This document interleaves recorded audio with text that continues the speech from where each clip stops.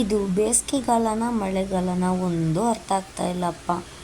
ಮಳೆಗಾಲದಲ್ಲಿ ಮಳೆ ಬರಲ್ಲ, ಬೇಸಿಗೆಯಲ್ಲಿ ಬಿಸಿಲಿರಲ್ಲ. ಈಗ ನೋಡಿ ಬಿಸಿಲಲ್ಲಿ ಮಳೆ ಬರ್ತಾ ಇದೆ.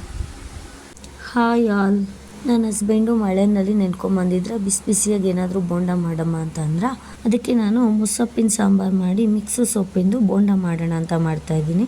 ಇಲ್ಲಿ ನಾನು ತೊಗರಿಬೇಳೆ, ಸೊಪ್ಪು, ಟೊಮೆಟೊ, ಈರುಳ್ಳಿ, ಮೆಣಸಿನ್ಕಾಯಿ, ಬೆಳ್ಳುಳ್ಳಿ ಮತ್ತು ಸ್ವಲ್ಪ ಆಯಿಲು, ಉಪ್ಪು ಹಾಕಿ 3 ವಿಷಲ್ ಕೂಗಿಸಿದ್ದೀನಿ. ಅದನ್ನು ಸ್ಮ್ಯಾಶ್ ಮಾಡಿದ್ದೀನಿ ಕೂಗಿಸ್ಬಿಟ್ಟು.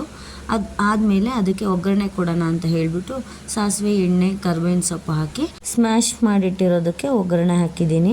ಇಲ್ಲಿ ಸ್ಮ್ಯಾಶ್ ಮಾಡಿರೋದ್ರಿಂದ ಸೊಪ್ಪು ಸ್ವಲ್ಪ ದೊಡ್ಡ ಹಂಗೆ ಇರೋದ್ರಿಂದ ಬಾಯಿಗೆ ಸಿಗುತ್ತೆ, ಊಟ ಮಾಡುವಾಗ ಚೆನ್ನಾಗಿ ಅನಿಸುತ್ತೆ ನಮಗೆ.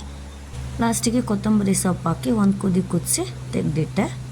ಈಗ ಇಲ್ಲಿ ಬೋಂಡ ಮಾಡೋಣ ಅಂತ ಹೇಳಿ ಸಣ್ಣ ಕಟ್ ಮಾಡಿರೋಂಥ ಈರುಳ್ಳಿ, ಮೆಣಸಿನ್ಕಾಯಿ, ಕರ್ಬೇವಿನ ಸೊಪ್ಪು, ಕೊತ್ತಂಬರಿ ಸೊಪ್ಪು ಮತ್ತು ನಮ್ಮ ಹತ್ರ ಯಾವುದು ಮಿಕ್ಸ್ ಸೊಪ್ಪು ಬೇರ್ಕೆದು ಏನಿರುತ್ತೆ ಸಣ್ಣಗೆಲ್ಲ ಕಟ್ ಮಾಡಿಬಿಟ್ಟು ಸೊಪ್ಪನ್ನು ಅದನ್ನು ನಾನಿಲ್ಲಿ ಸೇರಿಸ್ಕೊತಾ ಇದ್ದೀನಿ.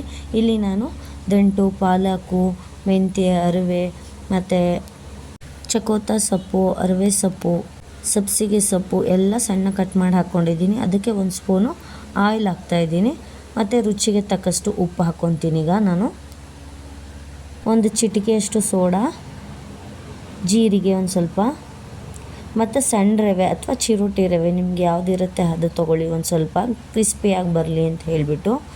ಅದ್ರ ಜೊತೆಗೆ ನಾನು ಕಾರ್ನ್ಫ್ಲೋರ್ ಒಂದು ಸ್ವಲ್ಪ ಹಾಕ್ಕೊತೀನಿ. ಕಡಲೆ ಹಿಟ್ಟು ಸೇರಿಸ್ಕೊತೀನಿ. ನಾನೀಗ ನೀಟಾಗಿ ಮಿಕ್ಸ್ ಮಾಡ್ಕೊತೀನಿ. ಕಡಲೆ ಹಿಟ್ಟು ಸಾಕಾಗಿಲ್ಲ ಅಂದರೆ ಇನ್ನೊಂದು ಸ್ವಲ್ಪ ಹಾಕ್ಕೋಬೋದು. ಬೋಂಡದಿಟ್ಟು ನಾವು ಬೋಂಡದಕ್ಕೆ ಹೆಂಗೆ ಬೇಕೋ ಆ ಥರ ಮಿಕ್ಸ್ ಮಾಡ್ಕೋಬೇಕು. ಸ್ವಲ್ಪ ಕಡಿಮೆ ಆಯಿತು ಅಂತ ಹೇಳಿದ್ರೆ ಇನ್ನೂ ಸ್ವಲ್ಪ ಕಡಲೆ ಹಿಟ್ಟು ಹಾಕಿ ನೀರು ಹಾಕ್ಕೊಂಡು ನೀಟಾಗಿ ಮಿಕ್ಸ್ ಮಾಡ್ಕೊಳ್ಳೋಣ. ನಾನಿಲ್ಲಿ ಬೋಂಡದಕ್ಕೆ ನೀಟಾಗಿ ಕಲಿಸ್ಕೊಂಡಿದ್ದೀನಿ. ಈಗ ಕಾಯ್ದಿರೋ ಎಣ್ಣೆಗೆ ಬೋಂಡ ಹಾಕ್ಕೊಳ್ಳೋಣ.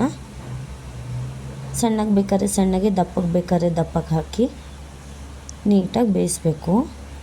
ಮೀಡಿಯಮ್ ಫ್ಲೇಮಲ್ಲೇ ಇಟ್ಟು ಗೋಲ್ಡನ್ ಬ್ರೌನ್ ಬರೋವರೆಗೂ ಕರಿಯೋಣ. ಯಾರೆಲ್ಲ ಮಕ್ಕಳು ಸೊಪ್ಪು ತಿನ್ನಲ್ಲ ಅಂತ ಹೇಳ್ತಾರೆ ಅವರಿಗೆ ಈ ಥರ ಸ್ನ್ಯಾಕ್ಸ್ ಮಾಡ್ಕೊಂಡು ಕೊಟ್ಟರೆ ಆರಾಮಾಗಿ ತಿಂತಾರೆ. ನೋಡಿ ಈ ಥರ ಚೆನ್ನಾಗಿ ಕರ್ಕೊಂಡಿದ್ದೀನಿ.